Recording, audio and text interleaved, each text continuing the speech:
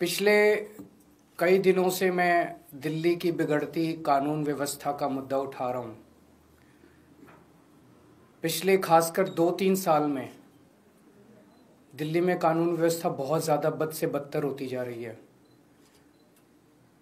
मैं दिल्ली का एक नागरिक हूँ, दिल्ली का मुख्यमंत्री रह चुका हूँ, लोगों में जाता हूँ, लोगों से मिलता हूँ। लोग इसको लेके बहुत चिंतित हैं। दिल्ली के लोग दहशत के माहौल में जी रहे हैं। उन्हें पता नहीं कि कब किसके साथ क्या हो जाएगा। तो पिछले कुछ दिनों से कई दिन मैं कुछ नहीं बोला। मुझे लगा स्थिति सुधर जाएगी और ये एक ऐसा मुद्दा नहीं है जिस पे राजनीति होनी चाहिए।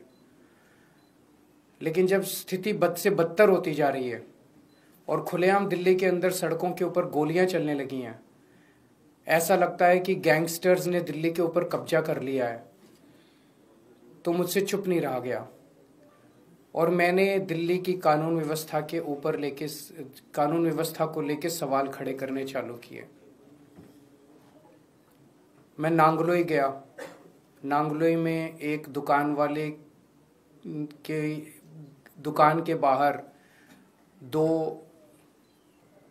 मोटरसाइकिल पे सवार व्यक्ति आए और उन्हें धुआंधार गोलियां चलानी चालू की।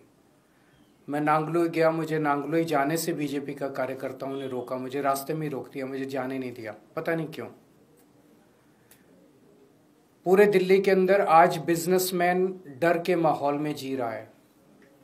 उसे फिरौती की कॉल आती है। अगर वो फिरौती नहीं देता तो थोड़े दिन के बाद उसके दुकान के सामने शूट आउट हो जाता है, एक मैसेज देने के लिए, संदेश देने के लिए कि अगर तूने नहीं किया तो तेरे साथ कुछ भी हो सकता है। आज बिजनेसमैन को ये नहीं पता मैं सुरक्षा के लिए कहाँ जाऊं। कल मैं पंचशील एनक्लेव गया। पंचशील एनक्लेव में वो एक तरह से 64 साल देश का, दिल्ली का सबसे पॉश एरिया माना जाता है। वहां पे 64 साल के एक बुजुर्ग की निर्मम हत्या, चाकू गोद गोद के उनकी निर्मम हत्या कर दी गई।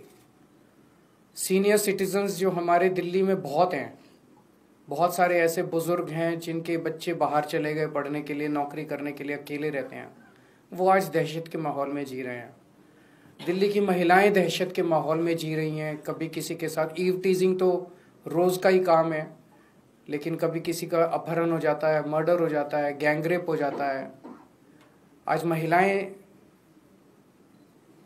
दहशत के माहौल में जी रही हैं। आज मैं तिलक नगर जा रहा हूँ। तिलक नगर 2 दुकान वालों से मिलूंगा जिनकी दुकानों के बाहर शूट आउट किया गया।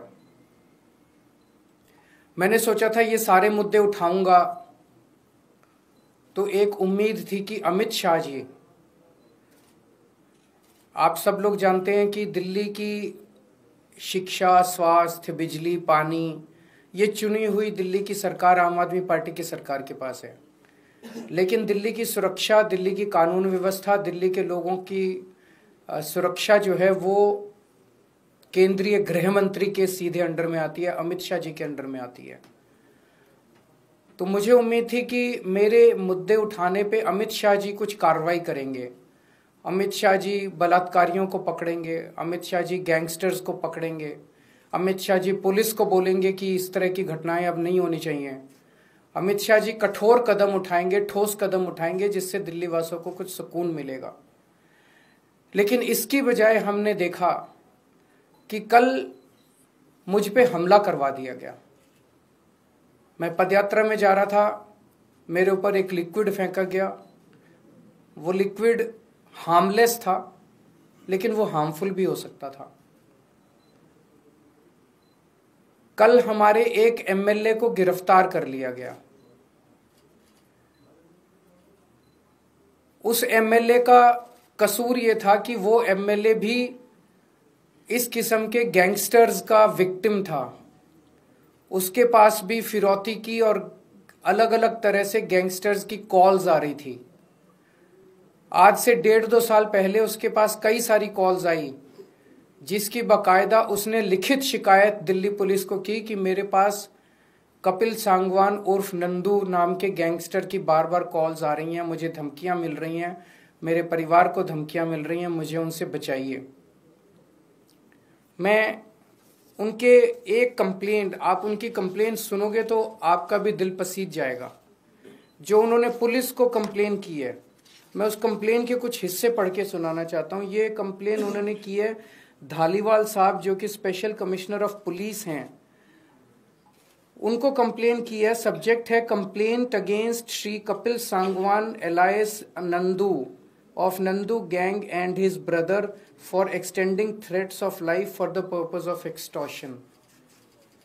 इसमें वो लिखते हैं ऑन 23 मई 2023, आज से 1.5 साल पहले, I received a WhatsApp call from mobile number so and also from mobile number so from a person who introduced himself as Kapil Sangwan alias Nandu of Nandu gang, and in the said call he threatened to follow his commands and dictates, failing which he will kill me and my family. To instill serious fear in my mind, he even disclosed the whereabouts of my son. उसने बताया कि तेरा बेटा इस वक्त यहाँ है, अगर तू हमारी बात नहीं मानेगा तो तेरे बेटे के साथ कुछ भी हो सकता। He even disclosed the whereabouts of my son who is living abroad and also disclosed whereabouts of my other family members. Since then he has called me around 35 to 40 times from the said mobile numbers for the purpose of threatening and extortion. Kapil Sangwan alias Nandu further threatened that he has been giving threats and extortion calls to his potential targets to extract money from them, for which he wants me to act as per his dictates and commands to collect money from his potential targets and hand over to his men. कि फलाने फलाने लोगों से तू पैसे इकट्ठे करके ला और मेरे को हैंड ओवर कर।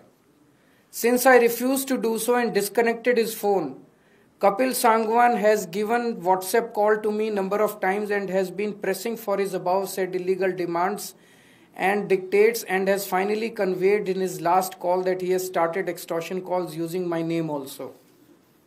In planning of extortion from his potential targets, Kapil Sangwan wants me to contact his potential targets to convey message of extortion for demand of money and to collect extortion money from his targets. He has also been threatening that if I further refuse to do so, he will instruct his gang members to eliminate me and my family. I have clearly refused to follow the said illegal dictates and have finally decided to bring the matter to your knowledge to protect the potential targets from the illegal acts of said persons. बड़ी लंबी चिट्ठी है, मैंने कुछ portions पढ़ के सुनाया। MLA Naresh Balyan Kapil Sangwan उर्फ नंदू का विक्टिम है।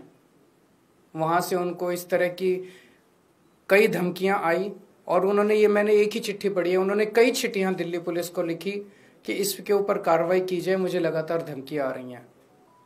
उस पर कार्रवाई करने की बजाय कल दिल्ली पुलिस ने नरेश बालियान को गिरफ्तार कर लिया। कल मेरे ऊपर हमला कराया गया।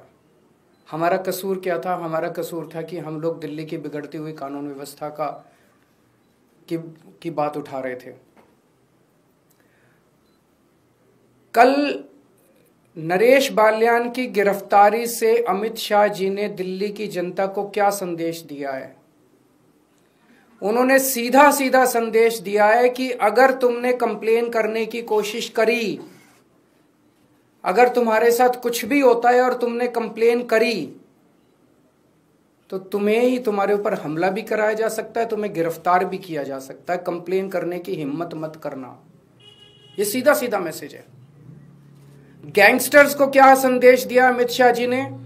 कि मैं हूं तुम्हें बचाने के लिए, चिंता मत करना। कोई कंप्लेंट आएगी, कंप्लेनेंट की ऐसी तैसी कर देंगे, कंप्लेन करने वाले की ऐसी तैसी कर देंगे, तुम चिंता मत करना, मैं बैठा हूं गृह मंत्रालय में तुम लोगों को बचाने के लिए। कौन बचाएगा फिर लोगों को? लोग किसके पास जाएंगे? लोग किसके पास कैसे शिकायत करेंगे फिर लोग? मैं अमित शाह जी से कहना चाहता हूं कि अगर आपके अंदर हिम्मत है तो आप इन गैंगस्टर्स को गिरफ्तार करके दिखाइए। बच्चा बच्चा दिल्ली का जानता है कि दिल्ली के अंदर कौन कौन गैंगस्टर्स ऑपरेट कर रहे हैं।